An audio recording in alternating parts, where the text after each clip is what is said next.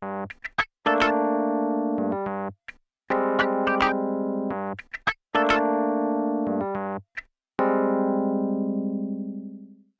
morning, good morning. In you go, well done everyone. Good morning. My name's Paula Judd. I'm head teacher at Middlefield Community Primary School. We have raised our CVA by 5 points in the last 2 years to 103.5. Please do come in and see how we do it. So here we are in our Year 5 and 6 classes. This is actually where it all began for us. We had had extremely poor SAT results for a few years, and when I took over as head, we decided that we needed to get the 5 and 6 team together, and we needed to think of some strategies that would enable us to make sure that our Key Stage 2 SAT scores rose. And we have got our 3 activities as normal. One that I will be doing, one that Miss Corrigan will be doing outside, and our independent activity that you will be doing in here. So the first one that I'm going to be doing, as usual, is cooking. So we all have to make sure we've got our clean hands. And our learning objective for that is, can I use equipment correctly to make a healthy sandwich? We tried to consider carefully our children's needs and indeed the needs of the children in our school with special needs, because we've got about 50% of our children on the special needs register. You'll notice that we don't always just teach our children in lesson format. We often do things like Mrs. Wood is doing today with her practical days. The children have been studying fractions. That's it. Chop the crust there because that's still attached. Right, okay, well done. Now, has everybody got quarters? Yeah. So one of the ways that she's going to get this firmly implanted in their head is by allowing them to actually cut some sandwiches into fractions. They're doing some paintings, they're doing a variety of activities to make sure that all the work that they've been doing over the last few weeks becomes embedded. Chloe, why's your salad healthy? Because it's got loads of protein in. And you've got chicken, haven't you? Chicken's a protein. And you've got the Salad. salad. What does salad? Why is salad healthy? It's got loads of vitamin C. Vitamins in to keep us healthy, okay? This was one of the decisions that we took very early on, that we were going to make sure that the children actually understood the first step before they moved to the second, because our experience was that rushing through the curriculum didn't actually help anybody. Okay, so we've got 3 quarters. If we eat another quarter, how much will we have left? 2 quarters. 2 quarters are equivalent To a half. half fraction. Okay, so eat your next quarter, No, and you will have eaten 2 quarters or a half. It led to our decision to create what we call support classes in our school.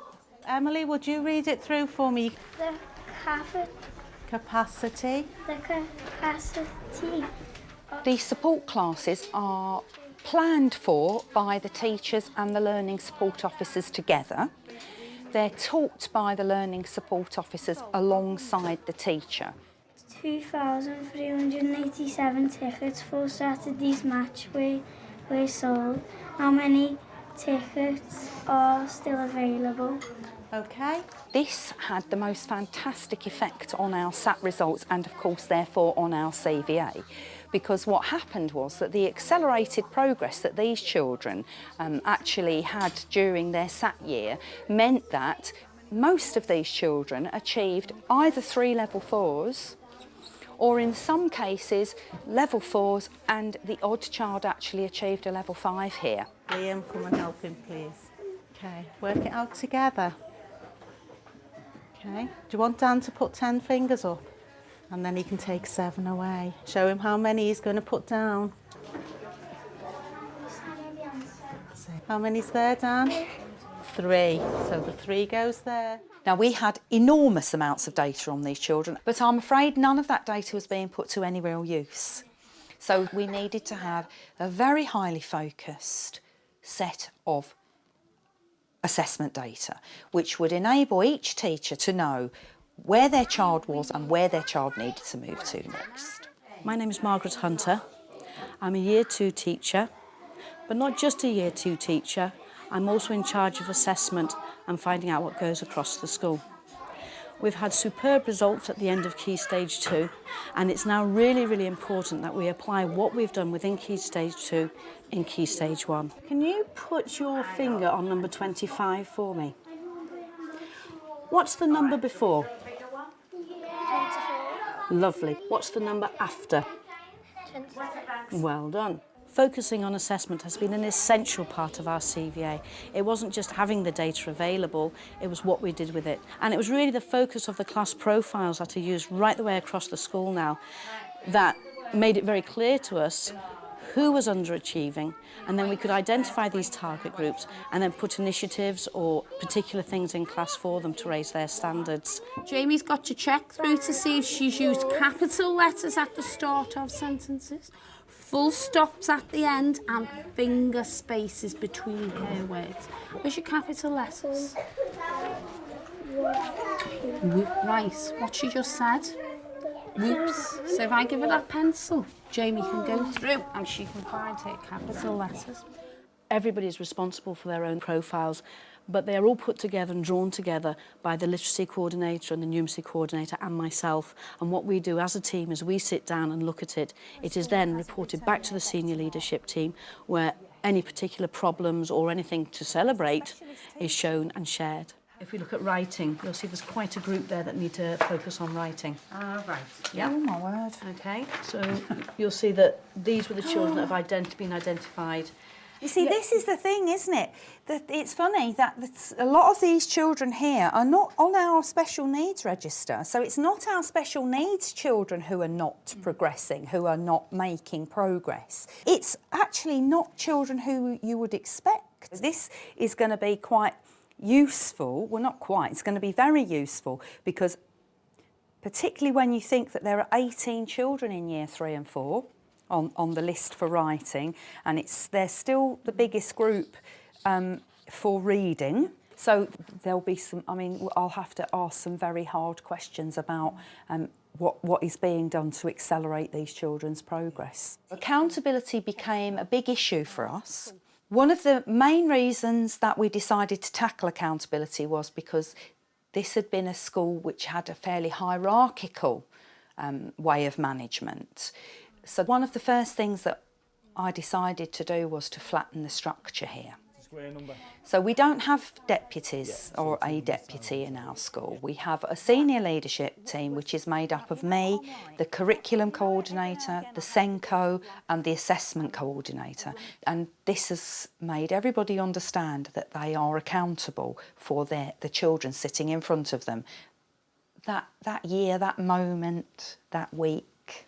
Because the interesting thing, of course, from our point of view is that when we consider where we are now in terms of SATs. Key Stage 1 SATs improved vastly last year, didn't they? And so when those children take Key Stage 2 SATs, we're not going to be looking at solid level 4s. If we've got to continue to keep our CVA or indeed even go back to perhaps the heights of 07, we've got to make sure that the solid level 4s actually now become level 5s. We have lots and lots of strategies and lots of interventions in our school. And every time a gap occurred that we hadn't plugged, we tried something new. Mrs. Crichton, I'm literacy coordinator and I've worked in 5 and 6 for about 5 years.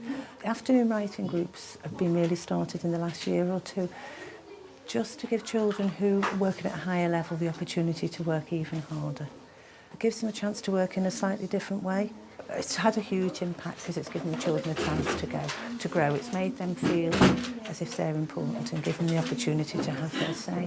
What I want you to do is remind me what you need to include in a letter that you are putting in a bottle. What does a message in a bottle have to have for it to persuade? What are you doing if you can improve on my work? Up-levelling. Up-levelling, brilliant. So you nick my ideas, add your own. If you find something else you could up-level, you tell me, or you put it into your work. We like set our own targets, and from the start of my book,